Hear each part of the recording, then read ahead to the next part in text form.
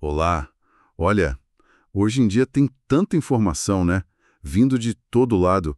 Às vezes fica difícil saber no que confiar, sabe? Nossa, nem me fala. É um desafio constante. Pois é. E hoje a gente vai fazer, assim, uma exploração mais a fundo em fontes que comentam um texto bem antigo, mas que, olha, parece que fala muito com a gente hoje. É o capítulo 4 da primeira carta a Timóteo, escrita pelo apóstolo Paulo. Uhum. A nossa ideia aqui é tentar tirar umas lições valiosas, sabe? Sobre como lidar com os ensinos que podem desviar a gente e também sobre a importância da integridade, né? Especialmente para quem tem alguma liderança, alguma voz. Exato. E é bem interessante ver o contexto, né? Porque Paulo acabou de falar no capítulo 3 sobre as qualificações dos líderes, bispos, diáconos. Certo? Aí no 4, ele meio que vira a câmera pro próprio Timóteo, sabe? Aquele pastor jovem lá em Éfeso. Ele foca nos desafios que ele ia enfrentar ali. É quase como se dissesse, olha, Timóteo, a igreja deve ser a coluna da verdade, como ele falou no finzinho do 3. Mas fica ligado, porque vai ter gente tentando derrubar essa coluna por dentro. O capítulo 4 já começa assim, com esse alerta bem forte sobre os falsos mestres. Tá, então vamos investigar isso melhor. O primeiro ponto que salta aos olhos nos comentários é justamente esse, o perigo dessas doutrinas falsas. Sim. Uma das fontes até diz que elas podem ser mais destrutivas que, sei lá, perseguição de fora. Parece que o engano sutil que vem de dentro é visto como uma ameaça maior, né? Com certeza. A sedução é mais perigosa às vezes. E o versículo 1 já começa direto.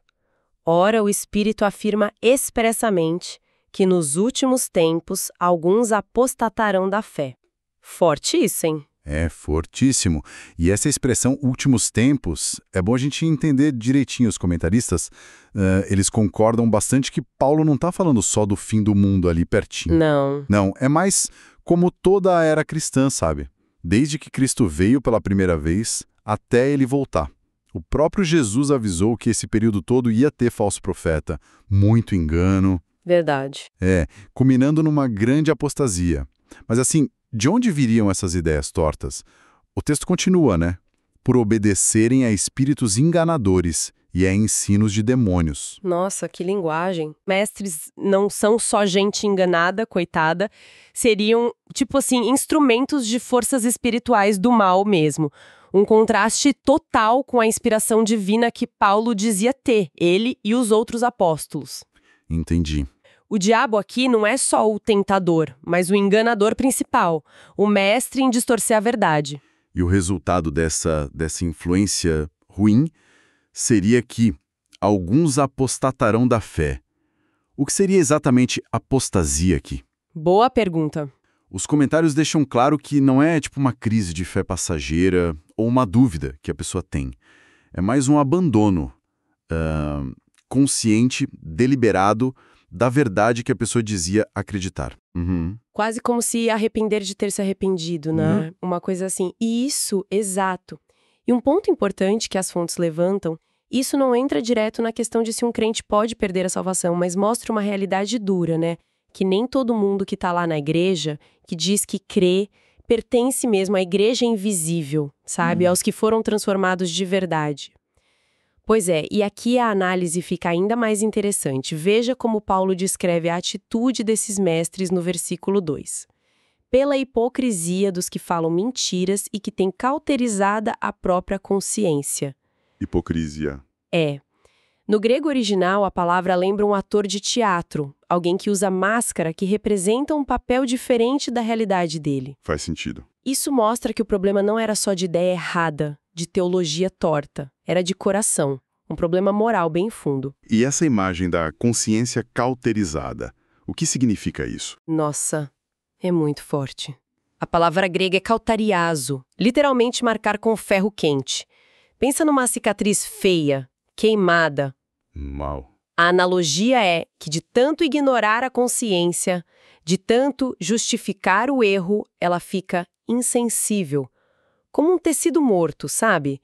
A pessoa perde o temor, não sente mais o peso do pecado. Que coisa. Warren Wiersbe, que uma fonte cita, diz algo impactante. Sempre que alguém afirma com os lábios o que nega com a vida, A consciência é amortecida. É um processo de auto-engano que leva a essa insensibilidade. Assustador pensar nisso, uma consciência que se cala por escolha. E na prática, lá em Éfeso, que tipo de ensino errado esses mestres estavam passando? Os versículos 3 a 5 dão exemplos, né? Sim, exemplos bem concretos. Eles proibiam o casamento e mandavam o pessoal não comer certos alimentos. Por quê? Os comentaristas veem aí uma mistura perigosa que estava começando a surgir. Uma fonte até chama de casamento espúrio. Olha que termo. Espúrio. É. Entre um legalismo judaico bem rígido e um ascetismo que vinha de filosofias gregas, orientais. Essa mistura seria a sementinha do gnosticismo. Ah, o gnosticismo.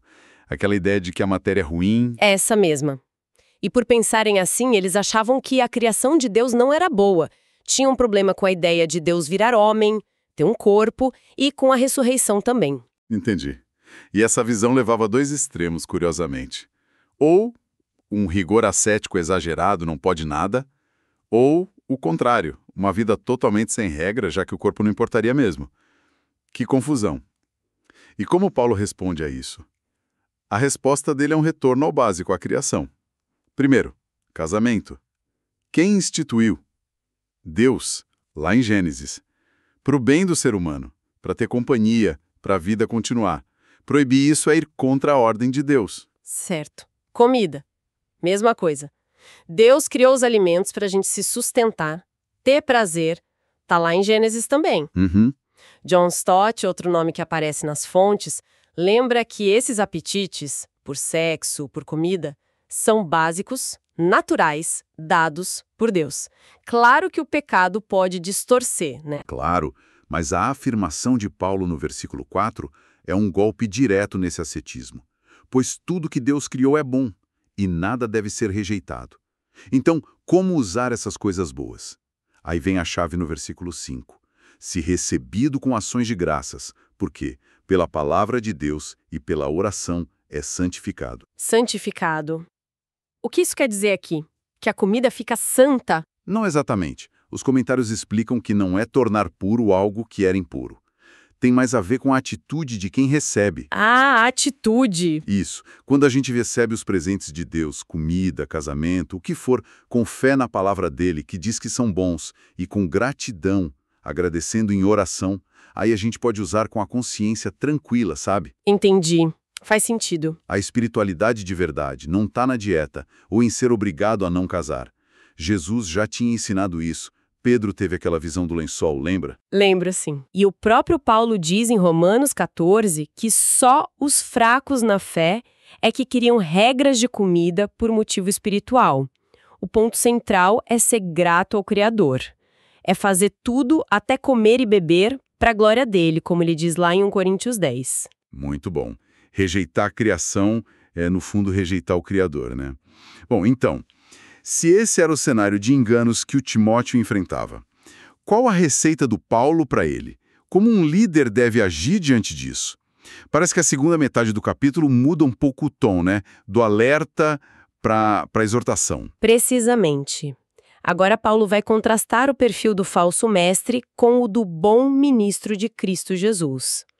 Nos versículos 6 e 7, ele detalha a postura certa em relação às doutrinas. Certo. Qual seria? Primeiro, o dever de alertar a igreja. Expondo estas coisas aos irmãos, serás bom ministro, está no versículo 6.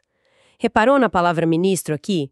É diáconos no grego, servo. Servo. Função principal desse servo é proteger o rebanho, avisar dos perigos, não é uma opção, faz parte de ser um bom servo. Entendi. E depois? Segundo, a necessidade de estar pessoalmente alimentado pela sã doutrina. O texto continua, alimentado com as palavras da fé e da boa doutrina que tem seguido. A imagem é clara, né? O líder precisa primeiro comer a palavra para ter o que dá para o rebanho. Se alimentar para poder alimentar os outros. Exato. Digerir bem a verdade para poder ensinar bem. É um processo constante. Faz sentido. E tem mais? Tem. Terceiro, a obrigação de rejeitar o lixo intelectual. Versículo 7. Mas rejeita as fábulas profanas e de velhas caducas. Fábulas, tipo historinho? Isso. A palavra grega é mutos. Mitos, histórias inventadas, especulação vazia. Os comentários acham que isso provavelmente tinha a ver com aquelas genealogias que não acabavam mais, sistemas complicados, talvez já um começo do gnosticismo, que distraíam do que realmente importa no Evangelho. Era preciso ter foco. Interessante essa ligação. Se alimentar do bom e rejeitar o lixo. Mas Paulo não fica só na parte intelectual, né? Parece que ele dá um peso enorme para a vida prática do líder. O versículo 7 termina com uma ordem bem direta. Exercita-te pessoalmente na piedade. O que é essa piedade? Essa palavra, eusébia no grego, é chave nas cartas pastorais. Não é só um sentimento religioso vago, não. Significa uma reverência profunda e prática a Deus. Um respeito que molda o jeito de ser, as ações. Entendi? Prática. Os comentários batem muito na tecla de que essa piedade pessoal é a base da autoridade espiritual do líder. Não adianta ter o discurso certo se a vida não bate com ele, né? Com certeza. Paulo até faz uma comparação no versículo 8, que é super citada. Ele fala que o exercício físico, ginnásia, de onde vem ginástica, tem algum valor, é útil para esta vida. Sim, para a saúde e tal. Mas a eusébia, a piedade, essa sim tem valor para tudo, para esta vida e o mais importante, para a vida futura. Nossa. O ponto não é desprezar cuidar do corpo, mas entender que investir na vida espiritual tem um retorno muito, muito maior e eterno. É questão de prioridade total. Essa comparação é muito forte mesmo. Quer dizer, o foco tem que estar no espiritual. E quanto à dedicação ao trabalho em si? Paulo fala disso também, né? Sim, fala sim. Nos versículos 9 a 11, ele começa dizendo que o que vai falar é super importante, fiel a esta palavra. E declara: ora, é para esse fim que labutamos e nos esforçamos sobremodo. Labutamos e nos esforçamos. Parece trabalho pesado. As palavras transmitem essa ideia de esforço duro, exaustivo, como um atleta treinando pesado ou um trabalhador braçal mesmo. Para Paulo, liderança espiritual não era status, era suor. E a motivação para tanto esforço está ali na continuação. Porquanto temos posto a nossa esperança no Deus vivo, Salvador de todos os homens, especialmente dos fiéis. Verso 10. Essa parte, Salvador de todos os homens, sempre dá o que falar, né? Pode parecer meio universalista, né? Que todo mundo vai ser salvo. Exato. Mas o fascinante é ver como os comentaristas abordam isso. A conclusão da maioria, olhando o resto que Paulo escreveu, é que ele não está pregando o universalismo que todo mundo vai ser salvo no final, crendo ou não. Então, o que significa as interpretações mais comuns são: ou Deus é o salvador potencial de todos, a oferta da salvação em Cristo é para todo mundo, mas ele só se torna salvador real de quem crê. Uhum. Ou, a outra visão, é que Deus é salvador num sentido mais amplo, como aquele que sustenta, preserva toda a humanidade, dá vida, sol, chuva, etc. Mas ele é redentor no sentido da salvação eterna, só dos fiéis. Entendi. O mais provável é que Paulo estivesse combatendo algum tipo de elitismo, talvez gnóstico, sabe? Dizendo que a salvação não era só para um grupinho escolhido, mas oferecida a todos sem distinção de raça, cultura. Entendido. É sobre a amplitude da oferta de Deus, não da garantia para todos. E um dos pontos mais famosos desse capítulo é sobre o exemplo pessoal, né? Especialmente porque Timóteo era jovem. Versículo 12. Ninguém despreze a tua mocidade, pelo contrário, torna-te padrão dos fiéis. Como as fontes veem isso? Elas destacam que Timóteo, apesar de não ser um adolescente, devia ter uns 30 e poucos anos. A palavra para mocidade, neotes, era para um adulto, mais jovem para os padrões da época, onde liderança era muito ligada à idade, à experiência. Então podiam olhar torto para ele por ser novo demais? Exatamente. A cultura podia tender a desmerecer. E a solução de Paulo não é exija respeito pela sua posição. mas sim conquiste respeito pelo seu caráter. Seja um typos, um modelo, um padrão a ser seguido. Liderar pelo exemplo, não pela força. Isso! Como Pedro também diria depois.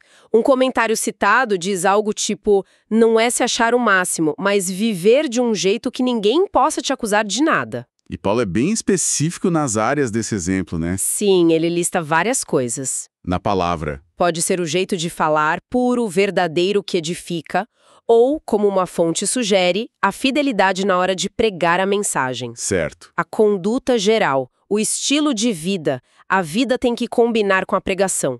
Um comentário diz que a conduta sublinha ou risca a palavra. Forte isso. Nossa, verdade. E depois? Especificamente o amor ágape, né? Aquele amor que se sacrifica, que busca o bem do outro mesmo sem receber nada em troca. Uhum. Que aqui pode ser tanto a confiança pessoal em Deus, quanto a fidelidade, a lealdade a Ele e a sua palavra, sem fingimento. Ok. E a última? A palavra agênia vai além só da castidade sexual, que já era importante em Éfeso, uma cidade complicada, mas inclui integridade nos motivos, inocência de coração, de pensamento. É uma lista e tanto. Palavra, conduta, amor, fé, pureza. Basicamente, a vida inteira como um espelho da mensagem que ele pregava. Exatamente. E para conseguir viver assim, guiar os outros, Paulo volta a falar da base, as escrituras, né? Isso mesmo. Os versículos 13 a 15 detalham esse compromisso com a palavra e com o ministério. São tipo 3 pilares. Quais são? Primeiro, a centralidade das escrituras na vida pública da igreja. Aplica-te à leitura. Versículo 13. Isso era a leitura pública das escrituras no culto, uma prática que veio do judaísmo e era fundamental na igreja. Só ler? Não. Tinha que vir junto com a exortação, que é aplicar a palavra na vida das pessoas, e o ensino, que é explicar a doutrina de forma clara, sistemática. Vários comentários veem aí a essência da pregação expositiva. Ler o texto, explicar o texto, aplicar o texto. Entendi. Ler, explicar, aplicar. E o segundo pilar? Segundo, o uso dedicado dos dons espirituais. Não te faças negligente para com o dom, carisma, que há em ti. Versículo 14. As fontes destacam que esse carisma não era um talento natural dele, mas uma capacitação especial do Espírito Santo para o ministério do Timóteo, que foi reconhecida publicamente pela igreja com imposição de mãos. Ah, era um dom espiritual mesmo. Sim, uma ferramenta divina que ele precisava usar, afiar, desenvolver. Não podia deixar de lado. Certo. E o terceiro? Terceiro, a busca constante por crescimento. Medita estas coisas e nelas ser diligente, para que o teu progresso a todos seja manifesto. Verso 15. Ou seja, ministério eficaz, vida de piedade, não acontecem sozinhos. Precisa meditar na palavra, se esforçar, se dedicar, totalmente ser nelas diligente, sugere estar totalmente mergulhado nisso. E o resultado tinha que ser visível. Progresso manifesto. Exato. As pessoas deveriam notar o crescimento dele. Não que ele fosse perfeito, mas que estava crescendo. Essa ideia de progresso visível é muito boa. Não é perfeição, é crescimento. E aí a gente chega no último versículo, 16, que parece que amarra tudo, né? Tem cuidado de ti mesmo e da doutrina. Continua nestes deveres. A ordem aqui parece importante, não?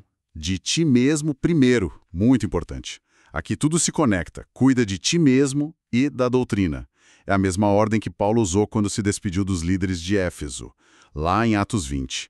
Cuidem de vocês mesmos e de todo o rebanho. Ah, é verdade. Primeiro a vida pessoal, a piedade, a integridade, depois do ensino, a doutrina. Os comentários batem muito nisso. Não dá para separar ortodoxia, crer certo, de ortopraxia, viver certo. Uma coisa anula a outra se estiverem brigadas. Quer dizer, defender a doutrina certa com unhas e dentes, mas ter uma vida toda errada, invalida a mensagem. Exatamente. E o contrário também. Ser uma pessoa super boa, mas ensinar erros doutrinários graves também é perigoso. Tem que ter os dois. E como a gente entende a consequência que Paulo coloca no fim do versículo? porque fazendo assim salvarás tanto a ti mesmo como aos teus ouvintes. Isso quer dizer que a salvação eterna das pessoas depende do líder? Ótima pergunta. E os comentários ajudam a gente a entender isso com mais cuidado. O verbo salvar aqui, sozo, não está falando principalmente da salvação eterna da alma, daquela justificação inicial, sabe? Não. Claro que pregar o evangelho fielmente é um meio para a salvação eterna. Mas aqui, no contexto de alertar contra a doutrina falsa, contra a apostasia, salvar tem mais o sentido de preservar, proteger, livrar. Livrar do quê? Livrar tanto a si mesmo quanto aos ouvintes dos efeitos ruins do erro doutrinário e da queda moral, entende? Ao manter a integridade pessoal, cuidar de si e a fidelidade à verdade, cuidar da doutrina, o Timóteo agiria como um guardião, ajudando a si e a igreja a ficarem firmes no caminho seguro, longe dos perigos da apostasia que ameaçava levar alguns embora. Entendi. É uma salvação no sentido de preservar do erro e das consequências dele. Faz muito mais sentido no contexto. Então, se a gente pudesse resumir a essência de 1 Timóteo 4 para hoje, qual seria a grande mensagem? Olha, eu acho que a mensagem central é essa necessidade de uma dupla vigilância constante. E isso fica ainda mais crucial em tempos de tanta confusão e engano como os nossos, né? Dupla vigilância. Vigilância sobre o conteúdo. O que a gente acredita e ensina precisa ser sólido, baseado na verdade, e vigilância sobre o caráter. Como a gente vive precisa ser coerente com essa verdade. Vida e doutrina juntas. Exato. Paulo parece dizer que a resposta mais forte contra ensino falso não é só ter os argumentos certos na ponta da língua. É viver a verdade de um jeito tão autêntico, tão consistente, que ela se torna visível e até atraente. Isso leva a gente para um ponto final para pensar, talvez. O texto fala de motivações bem sombrias, né? Ensinos de demônios, hipocrisia consciente por trás das mentiras daquela época. Sim, fala. Hoje, mesmo que a gente não vá dizer que tem um demônio por trás de toda fake news, a realidade é que a gente está mergulhado num mar de informação enganosa, de narrativa distorcida que divide as pessoas, que afasta da verdade. Infelizmente, é a nossa realidade. E isso levanta uma questão importante para nós hoje, né? Naquele cenário antigo, Paulo insistiu que a vida do mensageiro validava ou invalidava a mensagem. Certo. Será que esse princípio ficou ainda mais vital hoje? No meio de tanto barulho e desconfiança, de que forma a integridade pessoal que alguém demonstra ou a falta chocante dela funciona como um filtro? Talvez o filtro mais poderoso para as ideias que essa pessoa espalha. Nossa, um filtro. Como a nossa própria consistência ou a falta dela impacta a credibilidade daquilo que a gente diz que acredita e defende na nossa família, no trabalho, nas nossas comunidades. É algo para a gente refletir bem fundo, né?